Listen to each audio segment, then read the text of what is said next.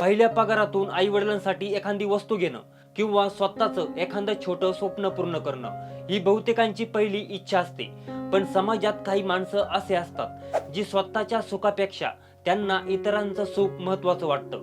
आज तुम्हाला अशाच एका प्रेरणादायी व्यक्तिमत्वाची गोष्ट सांगणार आहे. त्याआधी वेद.com ला फॉलो नक्की करा. स्नेहा शर्मा बिहारच्या बेगुसराय जिल्ह्यातील नौकोठी ब्लॉक मधील राधादेवी कन्या मध्य विद्यालयात शिक्षक म्हणून सेवेत रुजू झाली. पहिल्याच महिन्याचा पगार हाती आला आणि तिने तो पगार स्वतःवर खर्च न करता झोपडपट्टीत राहणाऱ्या 120 गरीब मुलांसाठी शैक्षणिक साहित्य खरेदी केलं. बॅग, पाण्याच्या बॉटल, वह्या, पुस्तकं आणि लिहिण्याचं साहित्य. त्या मुलांच्या चेहऱ्यावरचं हसू पाहून स्नेहाला तिच्या पहिल्या पगाराचं खरं मूल्य कळालं. कदाचित त्या मुलांसाठी ही बॅग फक्त एक शालेय वस्तू असेल, पण त्यांच्या आयुष्यात ती एक स्वप्न घेऊन आलेली होती.